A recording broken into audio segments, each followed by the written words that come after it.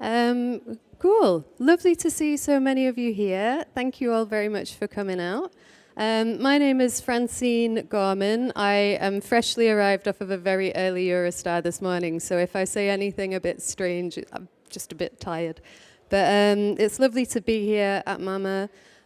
Very much looking forward to having this chat on the panel today. And as Emily just said in the introduction, there will be a little bit of time towards the end of this session if you want to ask any questions.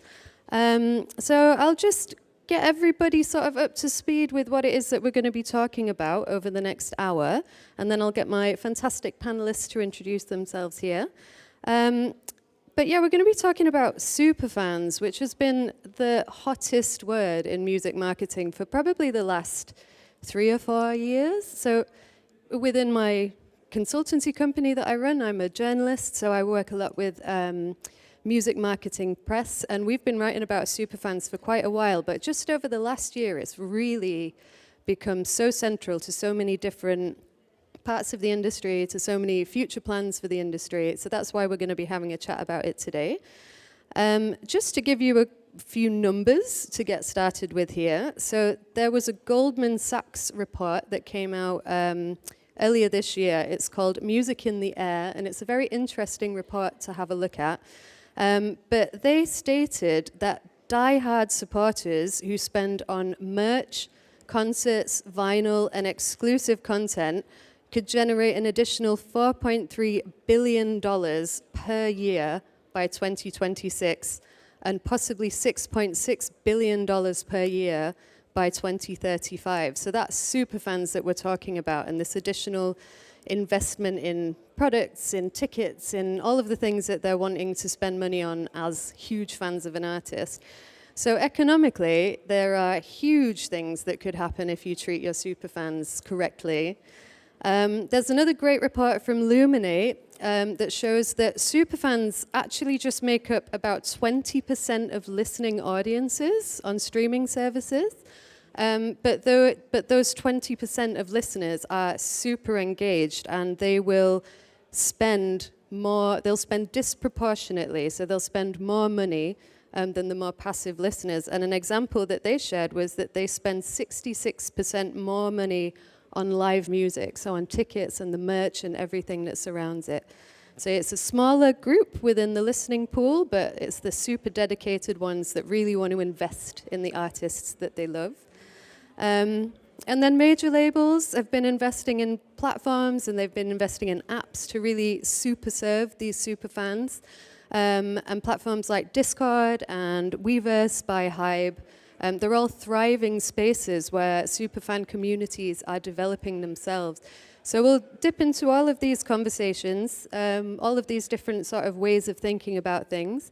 And we're going to try and come away from this conversation with some really practical tips and steps as well. So how you can really incorporate this thinking and this strategy into the work that you're all doing in the industry. So without further ado, I would love to introduce the two fantastic panelists that we have here today. Or I'll let you introduce yourselves, actually. And if I could ask you a starter question, we'll go with you, Janette, first. How does your sector define a superfan? At least just to introduce myself. So I'm Janette Berrios. I'm the VP of Corporate Marketing for Symphonic Distribution.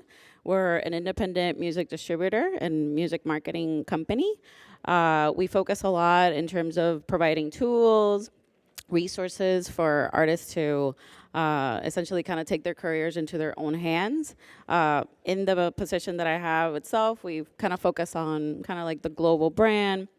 And also, we have a really big focus on community as well, and a lot of education. You know, just kind of like educating our client base in terms of like how they can essentially empower themselves through the career. So, in terms of how we in our sector, you know, how we see it. Obviously, we come from a space of digital, right? Because we're a digital distributor, so. We're going to be constantly kind of looking at the platforms and all the tools that the platforms have, which coincidentally in this day and time, like we are seeing that there's a lot of now community features, right, that these platforms have. YouTube has had it for a while. Now Spotify has come out with like their new tool that you can see through their Spotify for artists. So we are going to come from it, from a perspective of trying to create marketing plans for our clients that focus and incorporate those tools, and also in general just educating everybody in the process of like what to do, what are the best practices, how can you engage further with your community. We understand that as a distributor too, payouts sometimes aren't that great, right? All these DSPs have their, obviously their payouts that tend to be lower. So it is really important for artists to be able to engage with these communities, right? And be able to like foster their audiences, because obviously based on what you're saying too, with like the research from Goldman Sachs, it's a huge opportunity out there. Now there's enough information, to justify it. So I think like for us, it's basically around that essence of what opportunities do the DSPs offer that can be maximized, and then also being able to educate folks on what they can be doing. Brilliant. Thank you very much. And same question to you. How does your sector think of and contextualize superfans? And also, who are you and what do you do? Hi guys, so I'm Kameron, Addington Diseño. I'm A&R executive at American music financing company Duetti. I'm also the UK lead at Duetti.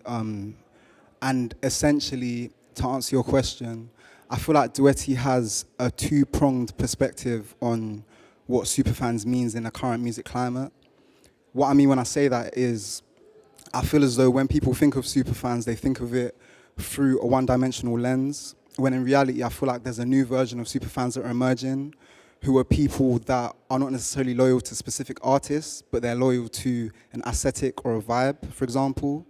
And then they try and find artists that serve that vibe or that aesthetic. And I feel like what we do at Duetti is we try and identify those people and what they want, and then try and serve them that through artists that we have catalog for. So I feel as though that's super important. A bit more about Duetti itself. It was founded by a man called Leo Tibbon. Leo was the former COO of the music financing company Tidal, and he left Tidal because he felt as though he wanted to empower independent artists more. So what we do at Duetti is we acquire a catalog. It could be an individual track from an artist, it could be their entire catalog, and then we optimize that catalog in new markets. And yeah, I feel that's a bit of an overview of me. And do you want to just tell us a little bit more about the management as well? Absolutely, apologies, that's on me. So alongside that, I also manage a number of artists and producers across Europe. I feel as though from that perspective, my perspective on superfans is a bit more traditional, in a sense that they're people that we feel as though are committed to not only the music, but the identity and the brand of the artist. And it's about super serving them what they already want or what they already feel like they desire from that artist. Brilliant. Thank you very much. And thank you both for being here and having this chat today. So we've kind of briefly touched on some of the potential economic benefits of having a really good superfan strategy. But just more generally, why do you think that this superfan conversation is so relevant at the moment? Why are we talking so much about superfans? Why are labels looking so closely into tools to be able to work with superfans? Why are they so relevant to what we're doing right now? I would say primarily I feel as though it's because of the breakdown of the more traditional model to success as a musician that existed maybe in the early 2000s and beyond that. I feel as though today, because of globalization, because of social media, because of streaming platforms, there's a wealth of competition for artists. And because of that, it's kind of harder to have your voice heard. And a lot of the more traditional avenues to having success don't work in the same way that they did before. A label can't come to you today and say, we're going to make you a star tomorrow. They can try, but it's not guaranteed. And I feel like because of that, the most successful way to build a core audience for yourself is through leaning into super fandom. Yeah, I agree with that as well. And then, I think it's a layer of of also having all this access to social media, right? We have all these different platforms that folks can engage with audiences, but I think that we've been doing it long enough that now it's like, okay, what's next? We're only, for the longest time, people have just been like speaking to the audience and not really engaging with them, right? So I think that we're seeing that there's a huge advantage of being able to connect and engage differently, with those audiences, and capitalizing on how we can then, I know we're going to talk about specifics in terms of like what to offer them, right? We don't want to be always constantly selling, but I feel like there's a huge advantage of being able to connect a little bit more now that especially, it is so global, right? And you can be, you could be here in Paris, but you can have a huge audience in Bogota, whatever that may mean. So I think that there's an opportunity there to connect with those people. I also feel that for the longest time too, and even maybe, I don't want to age myself, but maybe some of us growing up, we didn't have access to a lot of these artists, right? And how their lives looked, or any behind the scenes. We didn't have any access to that. You would just see them in a concert, maybe see them in TV, radio, listen to them on the radio, whatever it may be. But now we have further access, and by us understanding who they are, what they stand for, what they believe in, now there's even a deeper level of association that you can really connect with that, with that artist that you might have never met this person, but maybe you feel you have similar tastes, or, you have things in common, or you really enjoy what they do. So I think that there's a huge opportunity there, now that we can connect kind of deeper with, obviously with artists, or artists can connect deeper with their fans too, kind of make a movement out of it too. I was writing an article about Superfans very recently, and I was talking to a couple of managers who had kind of seen the artists move across a number of different platforms. So, if the artists had been around for a long time, then maybe they started on MySpace, built up this huge fan base, which then disappeared with the platform, and then moved as many as they could to Facebook, and then people stopped using it and dripping off. And I think a lot of managers really appreciate having, and labels in the entire ecosystem, I think really appreciate having the opportunity to be able to build and keep that data of their fans, and to keep that direct access to their fans in one safe, kind of semi-future-proofed place. Yeah, that at least like you have the platform to promote yourself, but also I wonder too if there's like a space in there that because you don't have ownership of so much of that information, right? You see these followers, obviously you have all these followers on YouTube, you may have all these like Spotify monthly listeners, but you don't have their information. So I think that also can be like a little scary piece of it. So I think, it's smart when people get really creative in ways of like, hey, how to get an email, how to get a phone number, so now you have ownership of that data versus, the DSPs. Actually, to your point, Janette, so an artist that I managed previously, one way that we kind of subverted that was by creating a pop-up in a particular part of London and saying the only way you could sign up is via your email address. So that way we were able to get the email address of pretty much all of the people that were super engaged with his music and his content and his brand as a whole. And that sort of carried us through the days where maybe the algorithm shadow banned us on TikTok and we weren't getting as many views as before. That's great too, because also too, a lot of those emails, the more emails you have, then you can build audiences. That's like a whole nother, space when it comes to like the marketing of it. So it's great to, at whatever stage you're at, to try to get creative on how you can capture somebody's email. There's platforms that, like MailChimp that have a lot of nice little tools that you can embed in your website, or share them in links, whatever it may be. But at any stage, trying to get that email. And if you do have the funds or the budget for it, an SMS, type of service, for any text messaging, that's great as well, because I feel like that's like another, like nice entry point, at least like for folks kind of like in the millennial kind of Gen Z kind of, age.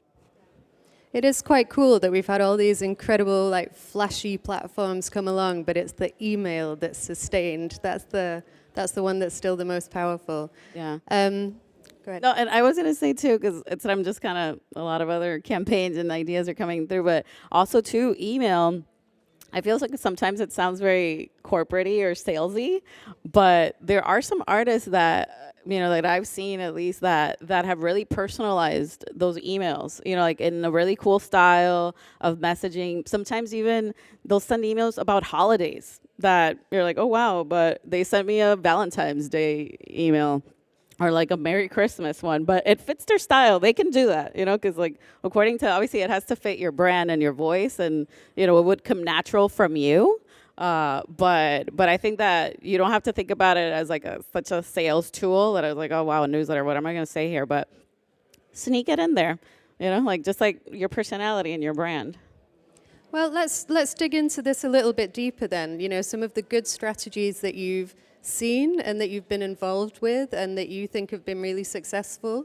Have you got any kind of examples that spring to mind of people that are just engaging with this superfan audience really well so that we can all steal some ideas from it?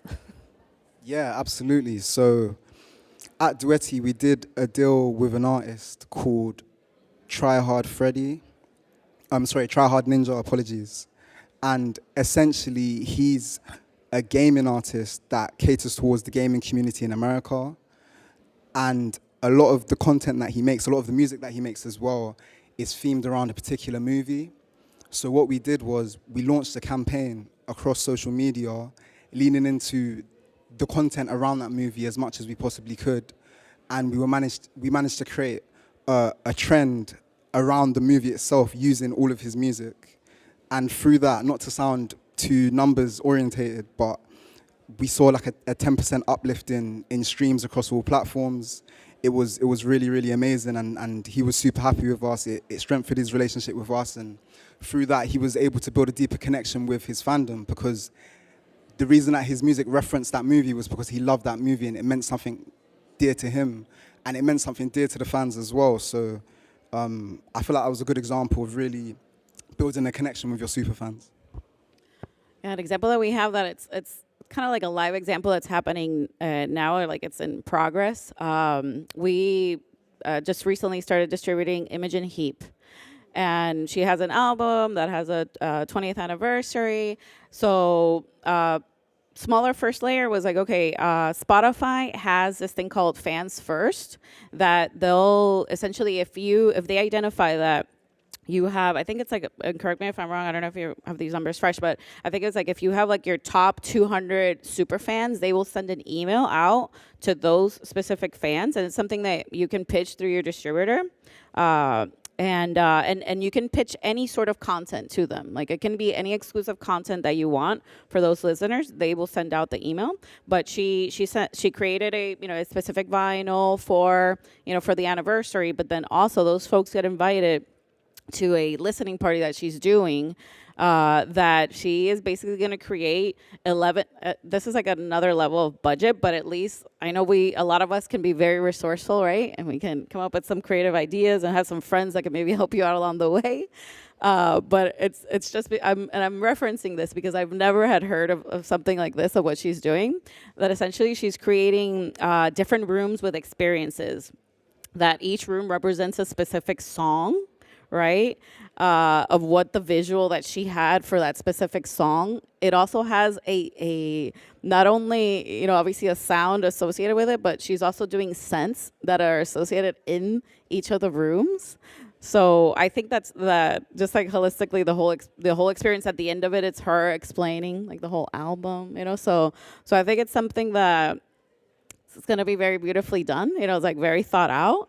But yeah, maybe that can offer as like experience, that's like an experience itself for the fans, to be able to, have a scent profile and the sounds that, like remind her of like each specific song. So I think it's something kind of like very cool. And that's specifically a client, right? But somebody I also think that's doing something really cool is Diplo. Do you guys obviously Diplo here? So Diplo's an electronic music producer, right? And he's always been, even though he's a DJ and he, you see that he travels the world and all this, he kind of has a little bit of a healthy lifestyle, right? And now he's getting a little bit older. He's probably maybe in his like mid 40s, and now he started the Diplo Run Club. It's a running club. And now, essentially, there are about like 20,000 people that show up to this run club because he himself has a pretty like healthy lifestyle, and he just kind of like has tapped on that. And yeah, you get invited to the run club. You run with Diplo. At the end, he does a set. It's like almost like a show itself.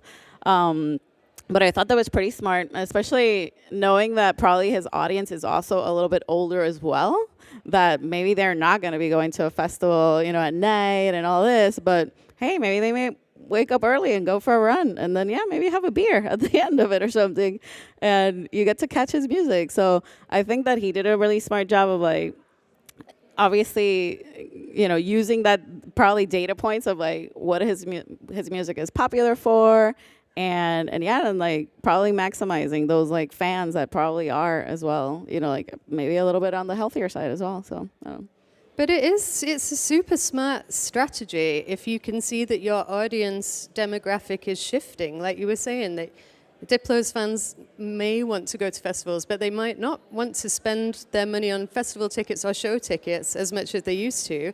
However, by creating this super engaging idea and keeping in touch with everybody and making sure that he's still right in front of them all the time, he's just running now. Yeah, that's really clever. And when you're going to go to I think he does like a 5K or something, you're probably going to bring a friend. You're not going to go by yourself. So now there's automatically another fan that was created, because when did a DJ throw a running club or a party during the day? So I thought it was pretty smart and cool. I also feel like the key part of that as well is the fact that they're getting FaceTime and visibility around Diplo. I feel like that would be super important for them as fans, and they'll feel a deeper connection because of that. And it kind of reminds me of one in-person activation an artist we've done a deal with in the UK called M. Huncho did, where he had a new project coming out and he rented out a house in a part of London where most of his fans were from. He invited select fans to come and listen to the music in the house for the first time, with some of the featured artists in the house with him as well. Around the house, there were like different artifacts and clues that sort of alluded to things that were on the album. Obviously, this is a bit of a big budget optimization, but once you reach a level where you have that backing, that's the sort of immersion that you can create for your fans. Yeah, now that you mentioned the house, there's like also artist in Puerto Rico. Her name is Right Now, like Right Now. And she kind of blew up now because like she was featured in the last album with Bad Bunny, but she also did a little exclusive concert for Superfans in let's say the garage of her parents' house, and it's like her old neighborhood where she grew up. There's a term in Spanish called la marquesina. That's how you park you park the cars, and she basically threw a party in la marquesina, and then obviously people start recording it, and it went viral, so more people start showing up. But yeah, like in her street of her house where she grew up, her parents' house. Yeah, I think these kind of in-person activations where you can get fans into one space, especially if you can get the artist there in the space, can be super effective. But again, this article I was writing a little while ago, I was talking to the label of Adrienne Lenker from Big Thief, and she had just released a solo record, and her fans are super fans. Like, her fans love her music. And so they decided to have a chat with some of the fans and see what it was that they wanted to do around the release. I don't think Adrienne was like massively available to come and take part in the events that they were arranging. So they had to think a little bit differently about what they wanted to do, and they looked at some data points around the Superfans that they could see across streaming, across the social platforms, identified where there were some good groups of people that would want to come out and get involved in something. And then they just hosted listening parties, and they got people to come and make zines together and just sit and have a chat. And they made a ton of content out of these listening parties.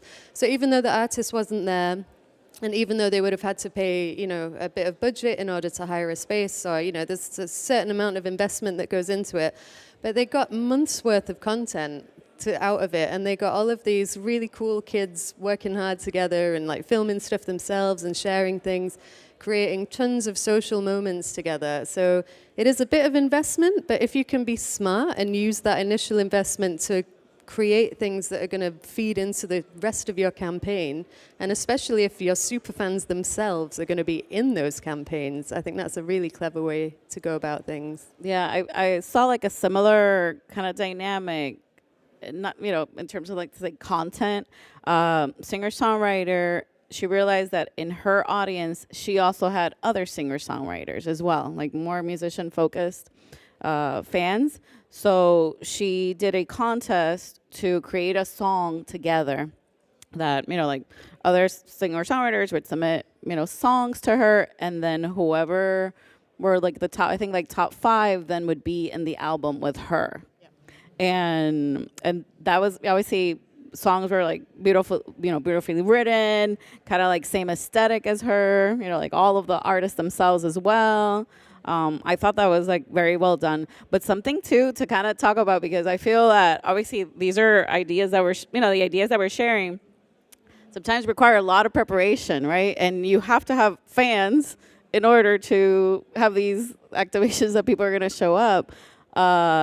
That it would be nice also to talk about the day-to-day things, or how does it look like to develop an engaged kind of super fan community, which I'm sure from a management standpoint, but you know, I'll let you speak to that too, because I think like that's important too. Like, how do you even get there to like be able to have people to show up to those things? So yeah, questions, but, you know, it's like, I feel like transparently, the day-to-day stuff is very simple. It's really more about creativity and consistency, I would say. Creativity in the sense that I feel like when you're trying to build an audience, especially an audience of superfans, people that genuinely care about your music, you're not then going to necessarily have like an excess of resources to hand. But if you're able to create moments for them that they can remember that they haven't had with other artists that they love, or other artists that make great music that they like, then it's going to be easier for them to build a connection with you. And then when I talk about consistency, I mean the importance of consistent communication, because in the time that we're in musically, there's so much music coming out, there's so much social media content, there's so much everything. And if you're not consistent in your communication with the people that are really engaged in your music, unfortunately, as much as they love you, they may just move on. So you don't necessarily have to talk to them every day, but I would say the most important thing is figuring out a regular cadence that works for you and your lifestyle. That's super important. yeah, that's what I wanted to talk about too. That regular cadence, like coming up already with even like what those content ideas or content pieces will be.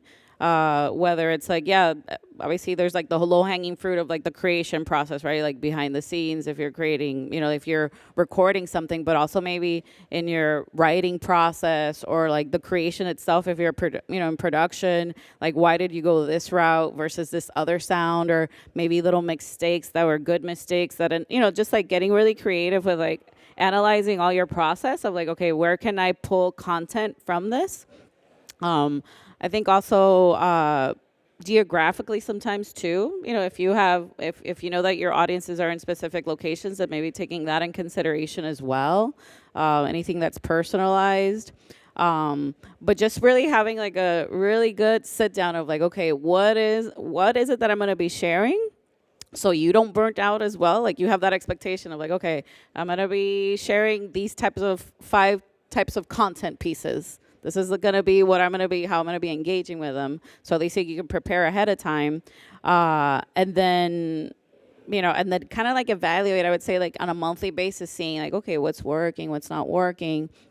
And then, you know, see what improvements you can make to maybe, you know, whether it's like gamifying it, or maybe, you know, some sort of reward, you know, for specific people, you know, as you're kind of like engaging with those fans. But yeah, just kind of having a plan in place so it doesn't seem something that's like another task, and, you know, just like have burnout out of that as well, you know? Oh, sorry. No, go ahead. I was just going to say as well, also, specifically in the early stages of trying to break an artist, I think a level of authenticity, or at least perceived authenticity, is super important as well.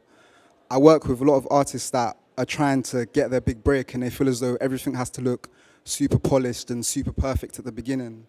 And in reality, a lot of people looking for new artists, they like to go on a journey. They like to feel like they've met the artist when they're not fully formed, they're not completely the finished product.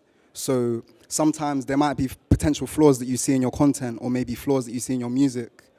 But if you're able to turn that into a way to engage with your fans, that will really pay dividends going forward. And then just thinking about where you're engaging with your fans as well, like what tips and advice would you have on identifying platforms and where your superfan communities are or potentially are or could be growing? Have you got any sort of platforms that you think work better than others, or things that you've seen working really well?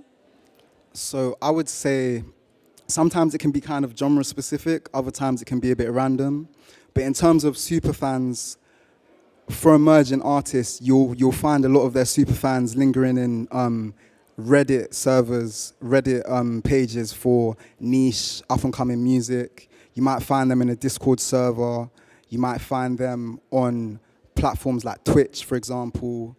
And if maybe their audience is a bit older, some of the more traditional social media streams, or even some of the artists that I've worked with recently, a lot of their superfans, you only really see them when they do live performances. Like they might do an open mic, for example, and then there's like a group of people that come over at the end and say, I love everything that you do, please tell me when the next one is. So I feel like without making this answer too drawn out, it's more about sort of identifying who your audience is first and foremost, and then based on that, you can kind of work backwards and figure out where they're going to exist.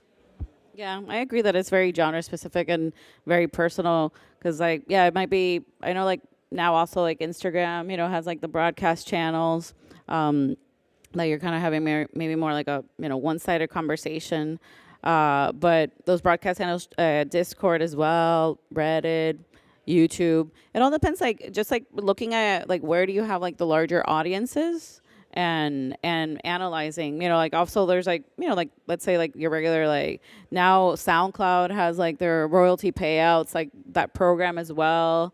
So just looking at individual, like let's say like like where your social media followers are mainly at, or where do you think that they're conversing, and seeing what opportunities are, to like kind of hone in and focus on that specific platform where they're having those conversations. Again, this article, I should have brought this article, I keep mentioning it. But something that came up about Discord, and I think we were talking about Fred again, or, like a really big artist that has a big community on Discord. But it had grown on its own. It wasn't anything that the label had set up. It wasn't anything that he'd set up directly. It was a group of fans that really wanted, they'd created a forum, they wanted to talk to each other, and it just grew and grew and grew into this platform that has now become basically kind of like a self-serving promotional machine for him. They're the first, if he feeds a little bit of information to them about a new release that's coming out, that's his promo done, that it just spreads amongst this fantastic circle. So there is a question of how much should an artist be guiding that conversation, and how much should they let it grow organically. And I think we've just talked about how to start, where to find those initial fans and how to get that conversation going. So I guess it's the ideal endpoint, isn't it, that you kind of are able to hand over the keys to them a little bit and just let them run with it. Yeah. That'll organically, it will happen, just like even like the Taylor Swift phenomenon. Taylor Swift. That was not intentional by any means. That's just my accent. but yeah, I could see that. But I think it's just kind of like, at least like initially finding where your audience is going to live, and where are they having these conversations. What do they prefer? What's their preferred communication method? And yeah, just kind of, setting up a proper plan, for that specific platform. And then, let's talk a little bit about the finances around this as well, which I think what is really important in this conversation is to note and understand and have massive respect for the fact that superfans are there because of loyalty and love for an artist, and in no way should that be exploited. However, an artist needs to make money somehow, and these fans are willing to invest and they're willing to spend. But when we're thinking about how artists are engaging with superfans, how cost-effective do you think it is to market towards a superfan demographic rather than just sort of more general social media marketing? Do you think it's a better idea to identify those superfans and really sort of target everything towards them rather than more blanket marketing approaches? Yeah, I think that they both have to coexist, that you have to kind of balance it out. Depending on perhaps like where you are in your career, you can allocate maybe, like a little bit, let's say, saying numbers here, but maybe 70% of it, and this is obviously might be, different for everybody, but maybe like 70% of your budget maybe is allocated to new audiences, but then making sure that once you get these people, let's say in your funnel, right, or in the bucket, or you're engaging with them, that at least you already have things in place of how you're going to nurture them, right? How are you going to treat them? What is that experience going to look like? What other content piece are you going to like be providing them? So I think there has to be kind of like a balance there.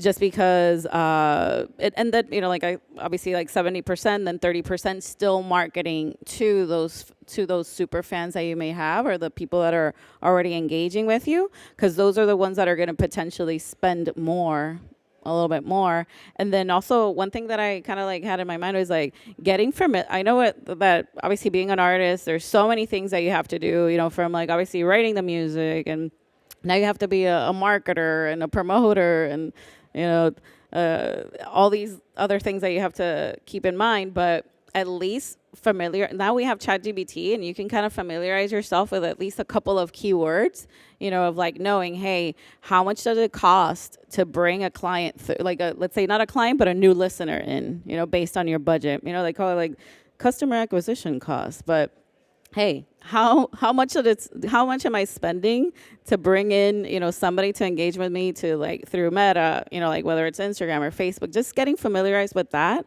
And then also, how much are they spending? Like what is the average amount that they're spending? So then you can start to optimize like, okay, this is the channel where it's working best for me, that it's cheaper.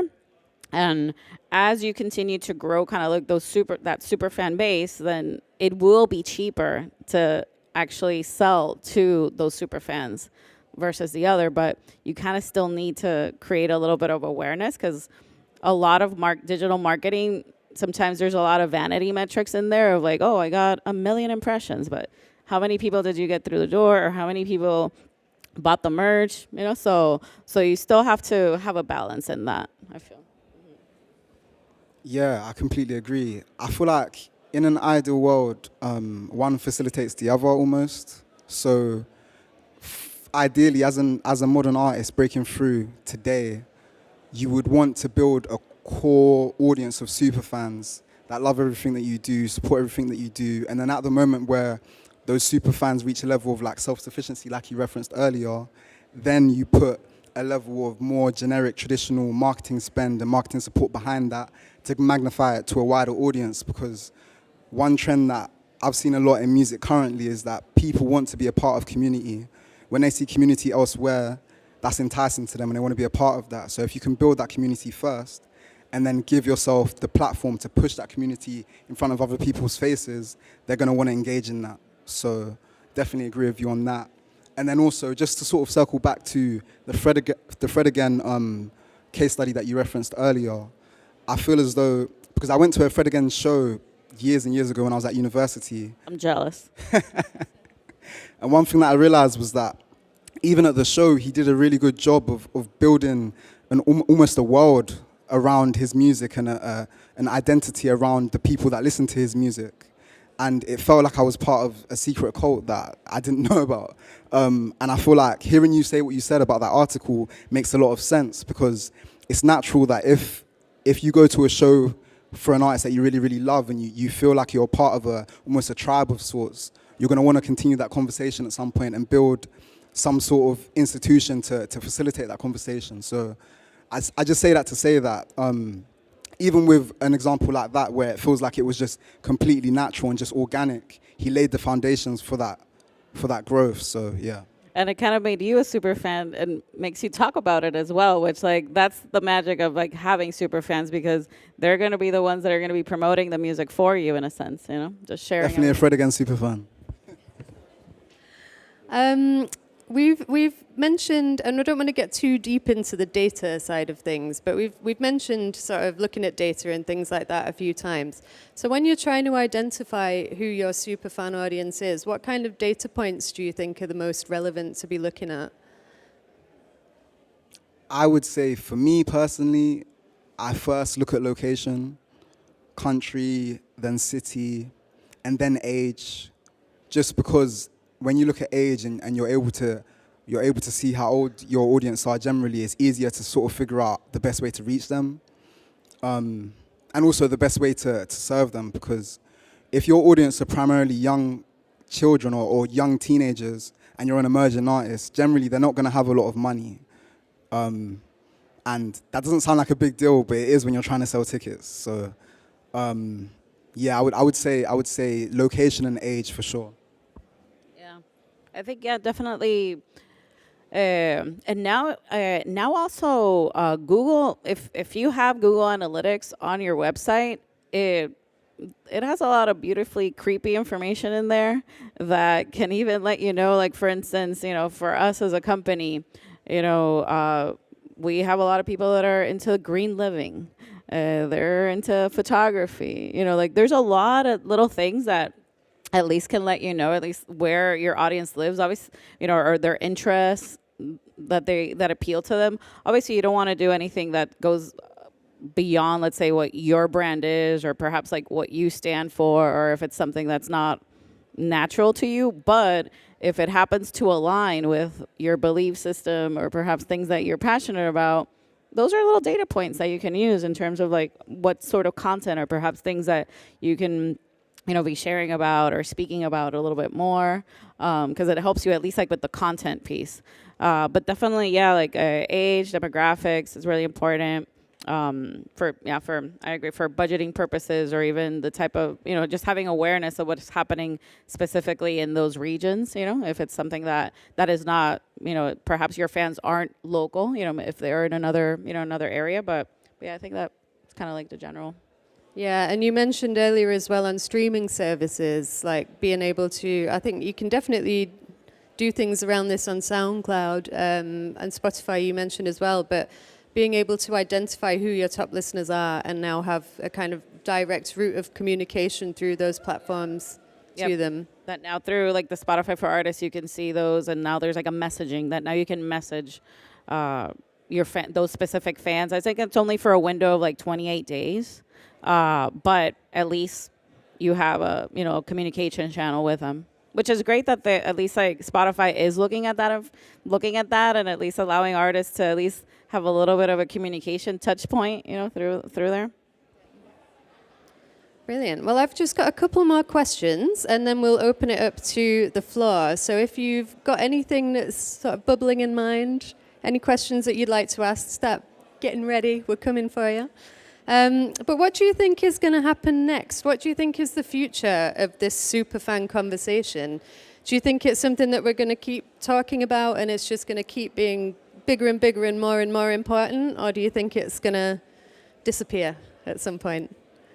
I feel like the term superfan will just continue to be redefined depending on the era of the music industry that we exist in. I feel like as I sort of referenced at the beginning of this panel, there's a new form of superfan emerging that is dedicated to aesthetic or a vibe as opposed to just an artist itself. And I feel like due to advances in technology and whatnot, I think that's going to continue to grow alongside the more traditional superfan. Yeah. Yeah, I agree also too with like, because like I know that's the buzzword today, right? There's like a couple of years ago it was playlist, user generated content. So now we have this new one. I think that it's going to be it's going to be an important part, and yeah, it might not be called that anymore, but it's just like serving a community, that you have a community, that you're building a community. And I think that that's also going to be pretty important, which I'm kind of curious too in terms of like now with like AI music, right? And all these artists that are AI artists and all this, that I think like that authenticity is still going to be needed, right? That maybe through AI they can come up with a story of who this character is and this and that, but I think that the authenticity that an artist can bring is going to be very important, so I think that whole building of community, it's going to be important. Yeah, and I mean, it's not a new concept, is it? We've had street teams and we've had fan clubs and we've had all of these sort of fantastic ideas for years and years and years.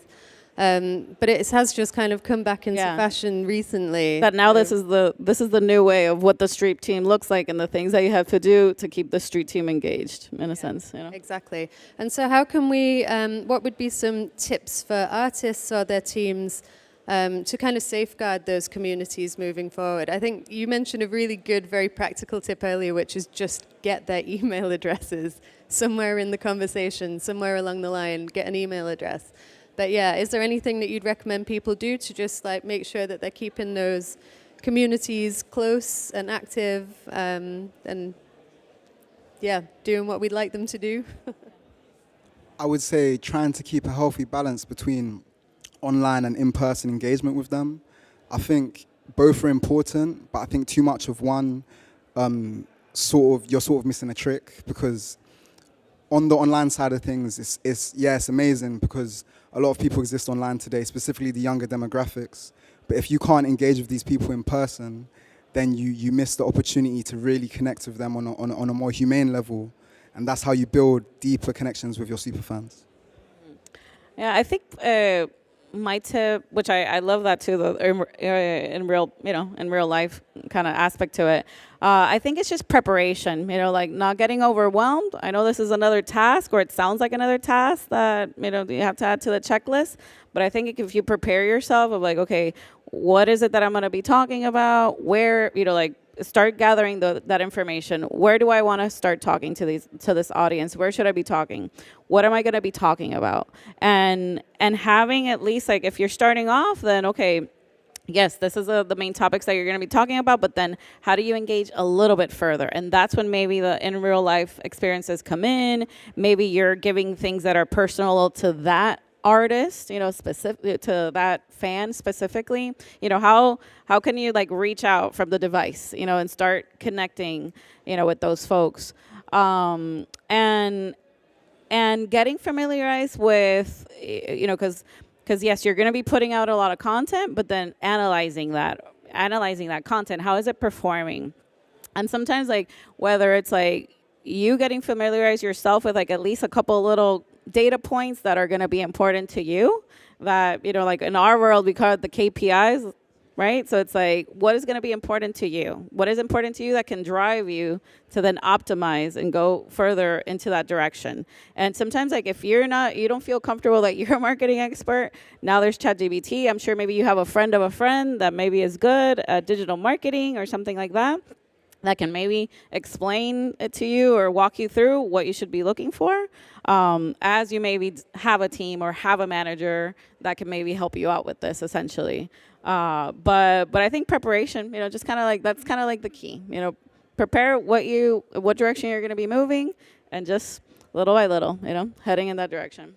Yeah, and then constantly analyze and take stock and see what's working well. And I think, as we've mentioned earlier as well, just, using all of these opportunities to kind of gather content that you can then roll out that's really related to that community, that's going to really excite them when they see a picture of them posted or, at a show or wherever it might be. But yeah, just using all of the opportunities available to you. But right, we're going to open the floor to questions. So I'm not sure if there's a microphone running around, or I could offer mine out too. But if anyone has a question, if you'd like to raise your hand. Yeah. Go over here first. There's a microphone coming for you. Okay.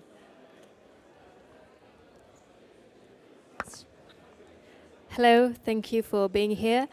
At the very beginning, Kameron, you said something about fans not being drawn to a specific artist anymore, but more to like a general aesthetic. So I was wondering if you could please tell us more about that. That was interesting. Thank you.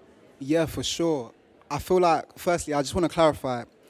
I don't mean in the sense that the traditional superfan is going away. More in the sense that there's now a new variant of a superfan, if that makes sense. There's still, if anything, I feel like more than ever now, there's more people that are wanting to lean in and learn about the artists that they love and care about. But alongside that, there's also a growing audience of people that do not care about the artist transparently. They care about a specific vibe. So, for example, they might like chill music, for example, whatever that means. And they go out of their way to find chill music whenever they go onto a streaming platform, or even YouTube or TikTok, for example. And I think it's important not to negate those people as well, because at the end of the day, they also love music. They just don't have the same attachment to specific artists. So what I meant when I said that was, alongside serving the people that love music and love artists directly, we should also find ways to serve the people that want a specific type of music as opposed to an individual. There's a really good example of this in London at the minute, actually, called goth hip hop.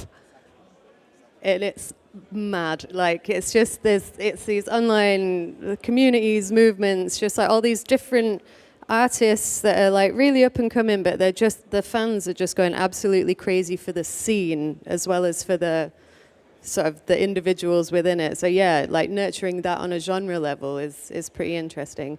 So goth hip hop, you heard it here first. But you had a question as well, yeah.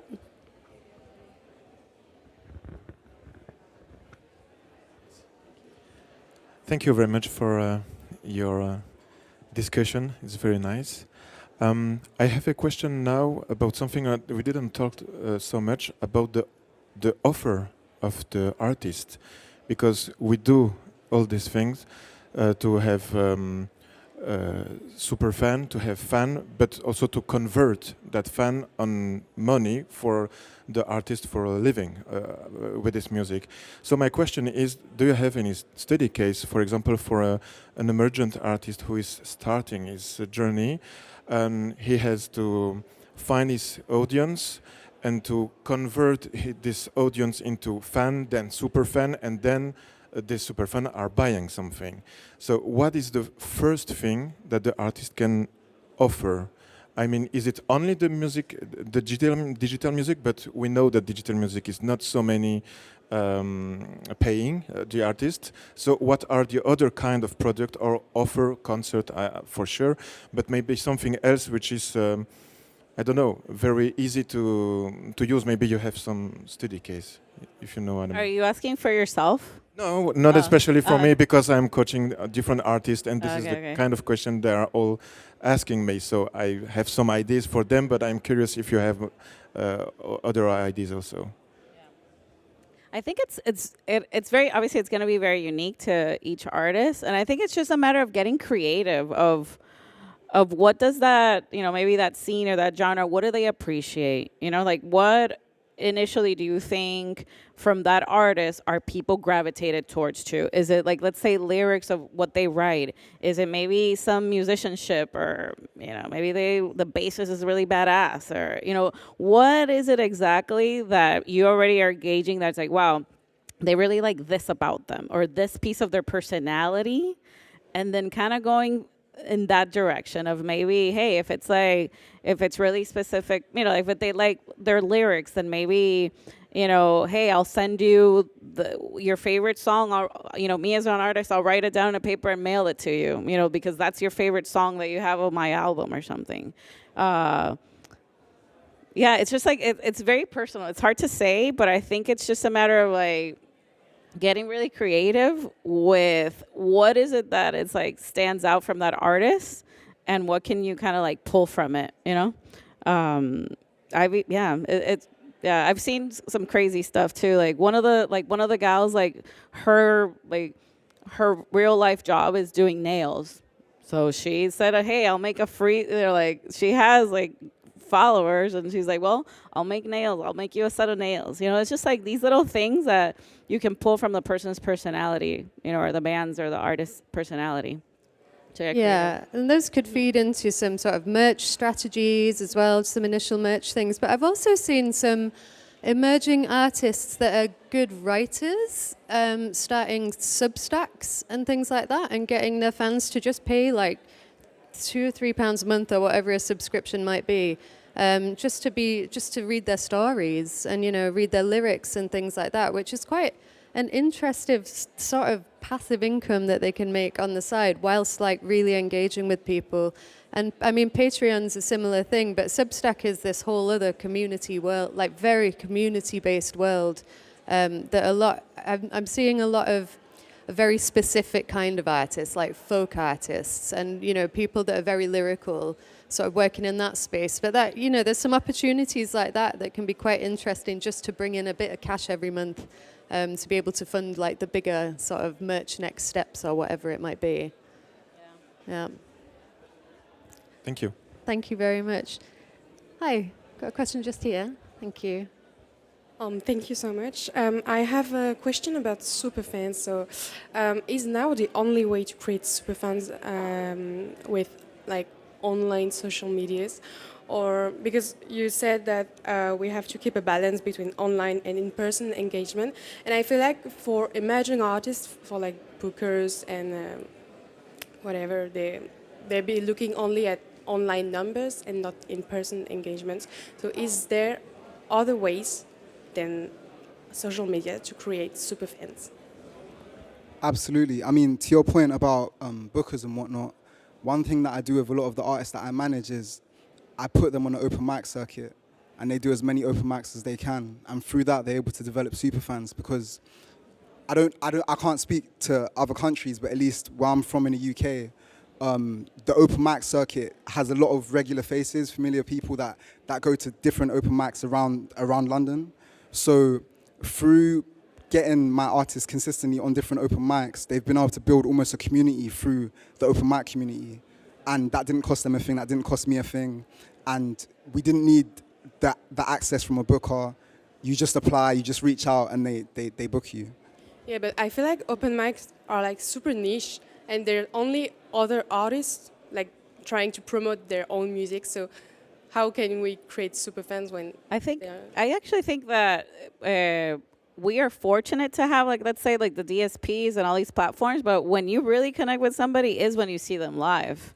Because like I've seen acts that when I see them live, like I am in like for life, and I instantly become a super fan, and you're gonna share it, and I'm gonna try to find them online. So maybe if you feel like you are doing shows, like I think the end game is shows at the end of it all, because obviously people are gonna come see you. They're gonna connect with your music. They're gonna invite a friend. They're not gonna go alone, or maybe they will, but like for the most part. So I think the end goal is to have more shows, totally, and then be very proactive in terms of like when you do perform, having a, even when in the mic, say, hey, if you want to find out my shows, go sign up over there in the table. Give me your email. Get maybe some sort of QR code. Like definitely have little touch points of like asking them for your email or like to follow you somehow. Preferably my go-to would be the email, or having some sort of QR code that they fill out some information, or maybe you can even like ask them like, hey, if you you can have on stage, fill out this QR code and I'm going to give you a personalized something, like I'm going to send you something, so at least like you're kind of bartering with them of like, if you sign up, you're going to get this, And also just your point about open mics being niche, you're absolutely right. But generally, what you'll find is that a lot of superfans exist in the niche corners of society.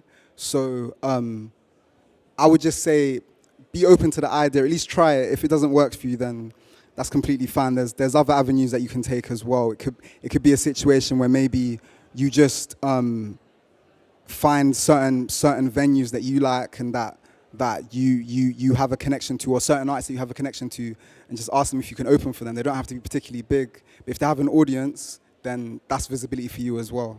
Yeah, and I think the key thing is if you have potential superfans in a room, it is exactly that. It's about making yourself available at the merch desk after the show so that you can say hi to them, just let them get to know you in person. I saw a Coldplay thing a few weeks ago where their first ever fan, like they know who their first ever fan is because it's a guy that came to their merch desk at like a terrible first show that they did. And they invited him out to like Las Vegas or somewhere, and they put him on the big screen, and they were like, "This is Steve. He's our first ever fan." But just like making that initial connection is amazing. And then a really good tip that I saw, I think we have to wrap it up, but a tip that I saw literally the other day at a show was on the merch desk. They had a QR code, and it just said "cute dogs." And so everybody was like scanning this thing, and it was just a sign up to a newsletter, but you were already there, so you did it. But it just said "cute dogs," and everybody did it. So just being a bit playful, I think, is nice, but also just keeping in mind that you just want to keep a point of contact with all of the people in that room. So be that getting a follow on Instagram. We keep mentioning email addresses. If you can get their email address, then great. But yeah, I think that's it. Thank you. Thank you very much. But yeah, I think we're wrapping it up now. But yeah, I'd just like to thank Janette and Kameron very much for their input today, and thank you all for your questions and your time. And I hope you have a fantastic MaMA Festival.